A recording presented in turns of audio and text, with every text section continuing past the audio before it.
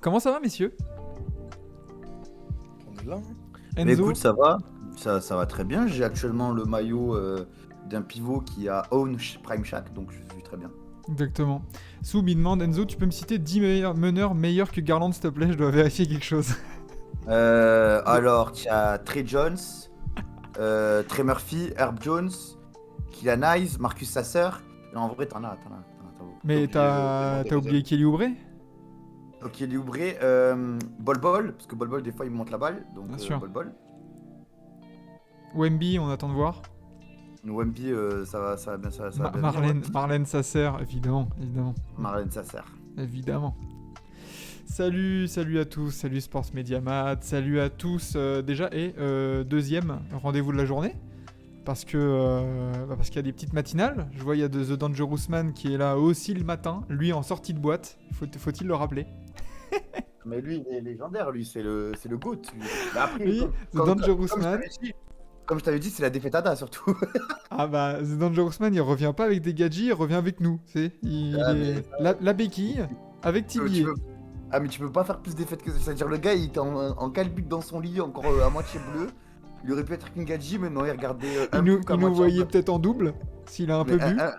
Un plouc à moitié endormi qui parle de Paul George devant son gymnase. Et l'autre qui est en mode de Enzo, ça va, tu vas bien, t'es là, t'es avec nous. Et Vlad qui lance la pub, évidemment. Et Mercurochrome aussi qui lance des pubs. Allez, c'est quoi? Allez, double ration. Et avec la planche aussi. Allez, triple pub, on est bon.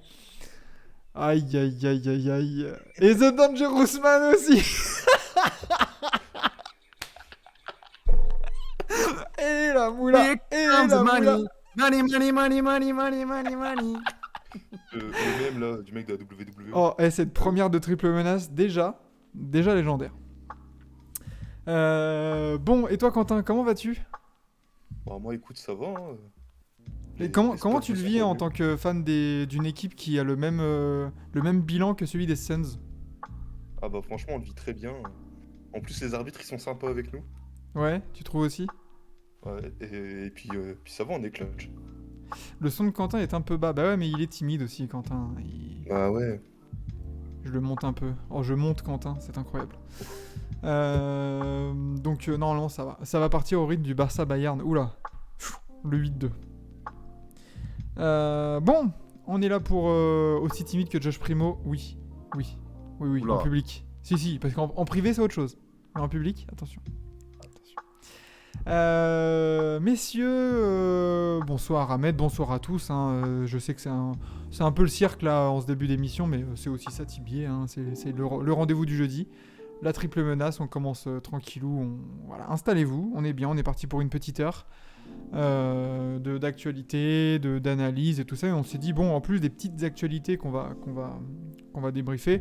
Et si on se faisait un petit tour des déceptions, des satisfactions collectives, individuelles de ce début de saison, loin de nous l'idée de faire des conclusions hâtives. Attention, après, selon les stats, on rappelle que Victor Wembanyama est le joueur le plus performant et le plus de la ligue sur le 4ème quart-temps. C'est pas moi qui le dis, sur les stats. Exactement. Non, mais donc on essaiera d'avoir un meilleur niveau d'analyse que sur une certaine radio à 3 lettres. Mais bon, on va voir ça. Donc ouais, pas de conclusion hâtive. Hein. C'est pas parce qu'on va complimenter une équipe qu'on les voit en finale NBA. Attention, disclaimer. C'est pas parce qu'on va descendre aussi une équipe ou des joueurs que on les voit non plus en loterie. Donc attention. Voilà. Ça dépend. De toute façon, c'est le maître mot sur Tibi et c'est l'analyse objective et la justesse. Bien sûr. Après la matinale, le début de soirée, bon live. Et ben bon live à toi aussi, Réga. Installe-toi aussi, ça va être très bien. Déception, il y a un accent de trop. Ouais, mais parce qu'on va mettre vraiment l'accent sur les déceptions, tu vas voir. Bon, si on fait un petit tour sur les actualités. Qu'est-ce qu'on a en ce moment, messieurs, dans les actualités NBA? On va pas reparler de James Harden, on va pas reparler de Nico Batum qui s'en va de LA avec le message et tout ça. Ah, quoique le message est tombé aujourd'hui. Émouvant le message de Nicolas Batum. Non, mais tu sens qu'il est touché, tu sens qu'il est que ça lui fait mal en soi, parce que faut rappeler que en soi les Clippers c'est ceux qui ont relancé Nicolas Batum après le désastre Hornets. C'est aussi la ville et la fanbase qui a redonné à Batum l'amour de jouer pour un public, pour des fans, alors il s'était pris beaucoup de critiques, d'insultes, etc. Hornets. Donc non, je pense que effectivement, pour le joueur qu'il est, l'étape des Clippers, ça a été un peu sa renaissance. Et c'est la fin d'un rêve en soi pour lui, je pense. Et je pense vraiment que dans sa tête, il allait finir en tant que Clippers, tu vois. Et je pense que c'était un peu inattendu comme nouvelle. Mais bon, comme ça. Bah oui, et de toute façon, oui, quand tu dis, je pense, il devait sûrement penser, voilà, se retirer en tant que Clippers, notamment quand on avait en tête le message et l'annonce entre guillemets un peu officieuse de la retraite à la fin de la saison, après notamment les JO à Paris. Donc ouais, c'était sûrement surprenant. Apparemment, c'est Lily qui l'a réveillé en lui apprenant le trade. Il y a des meilleurs réveils quand même. Surtout quand on est avec toi. Hein? Surtout quand on est avec toi, il y a des meilleurs réveils quand je suis avec toi. Oh putain, t'es fatigant. Oh, t'es fatigant. Mais ouais, t'imagines, toi. Ouais, Nico, ouais, bah en fait, du coup, tu dois aller travailler à 12 heures de chez moi. Voilà. Force à toi, le sang. Force, je t'ai pris un billet American Airlines, hein. Je te fais un Tupperware ou. Ou ça Je t'ai pris un bagage en soute, au cas où. Les sandwichs en triangle ou entier? Ah oui, non, mais Milton ou Mitchell, ouais, exactement. Bon, ça on va passer dessus, hein, cela ne nous regarde pas. Issoub, Guillaumet, les grises, les pauvres, entre blessures et suspension, on aura l'occasion de parler ours, peut-être dans la deuxième partie de l'émission. Il y a des chances, on va dire. Mais oui, message vraiment sympa, comme tu dis, Enzo. Il était au plus bas et je pense que il y a l'intégration aux Clippers et il y a aussi la fin de son contrat parce que c'était considéré surtout comme un contrat toxique. On savait ce qu'il pouvait apporter sur un terrain, mais c'était très très cher payé en fait. Après, c'est pas de sa faute si Jordan est un proprio de merde. Hein. Ah bah attends, et puis on te propose un contrat, il coûtait combien, 20 millions l'année? Bien sûr que tu signes. Bien sûr, Moi, C'était plus, non? Ah, je pense pas, hein. Sinon, pour faire un petit fil rouge de l'émission, tu sais que moi j'adore les fils rouges, Lyon est en train de perdre son 6ème match d'affilée en Euroleague cette saison. Ah, je crois que tu parlais de l'OL, oula. Non, ici on parle de basket quand même. Et donc voilà, bientôt un 0-6 pour Lyon. et la mise au chevalier serait pas un 0-6. Voilà. Nicolas Batum, on va voir un peu son contrat. Je pense que c'était 20 millions la saison, mais après peut-être que c'était dans un progressif, dégressif et tout ça, mais... Ouais, ah non, ouais, il était à 25 millions la dernière année. Hein. Waouh, le coquin. Après, personne n'aurait dit non. Ah bah évidemment, attends, je vais juste changer la... À part Latrell Sprewell parce que ça aurait pas été assez, mais... De ouf. Bon, est-ce que je peux changer la... Bon, je peux pas changer, flemme. Ah, voilà. Ok, bam. Hop là, je vais zoomer un tout petit peu. Et on sera bon. Ouais, écoutez, 25 millions, 24 millions, 22 millions. Après, il a retrouvé un contrat, 8 millions, 1 million aux Clippers. Toujours payé 8 millions par les Hornets après. Il est toujours payé 8 millions d'ailleurs. Hein. Son cut, il marche toujours maintenant. Hein. Oh, le coquin.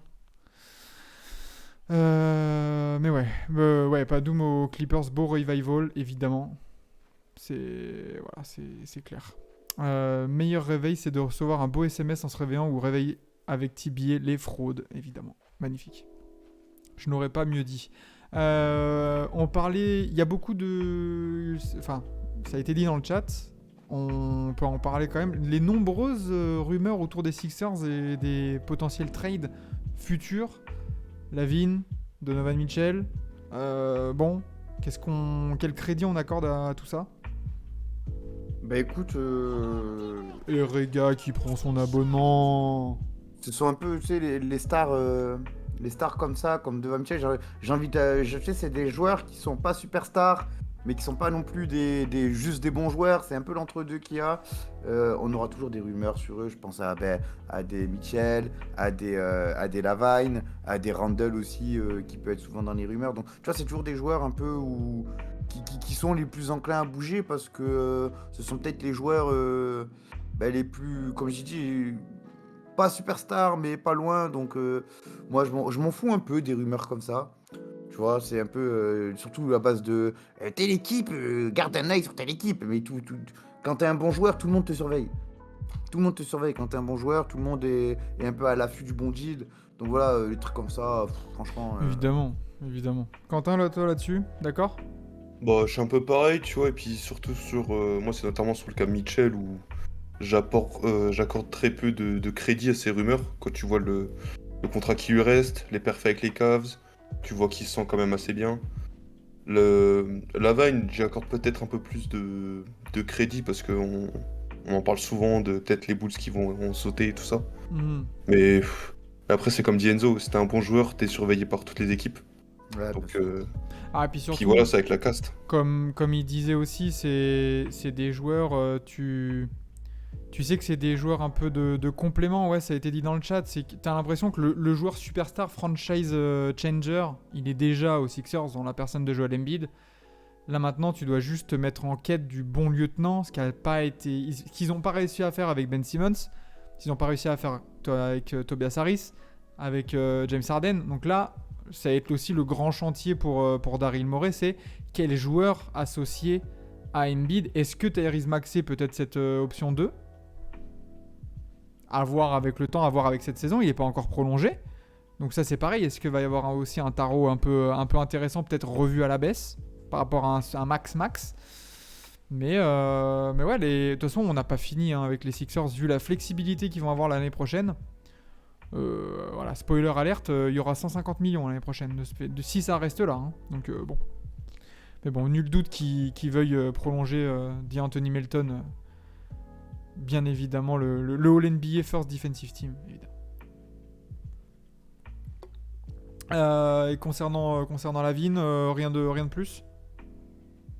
Ouais, Lavine, Monsieur Mid, quoi, tout simplement. Ça a été dit qu'il allait pas, enfin que les Bulls n'étaient pas intéressés pour le lâcher.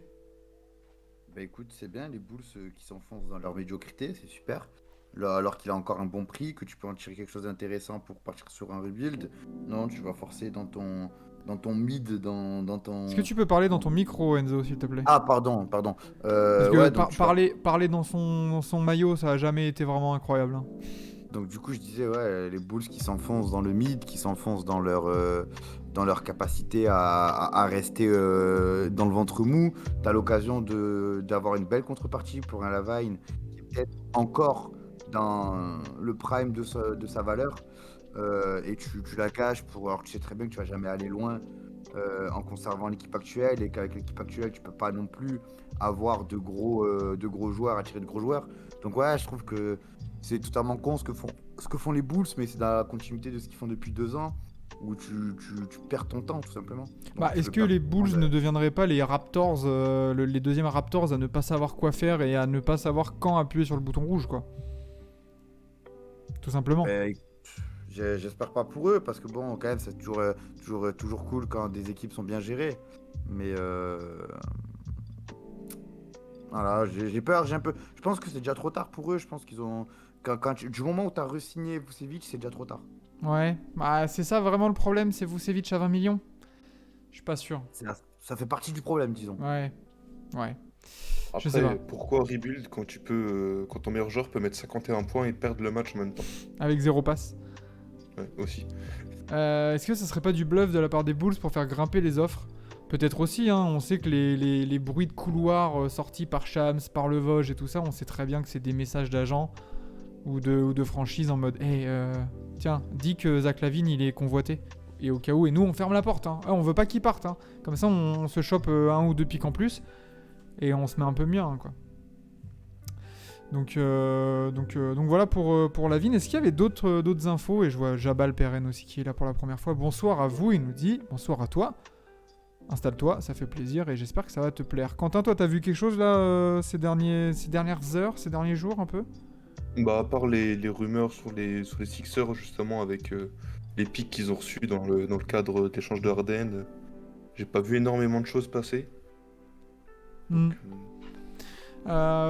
Ahmed, il demande après, tu peux choper quoi comme package intéressant contre un DeRozan? Alors, DeRozan ou Vucevic, déjà, c'est deux situations très, très différentes. DeRozan, vieux, excusez-moi du terme, Expirant. mais voilà.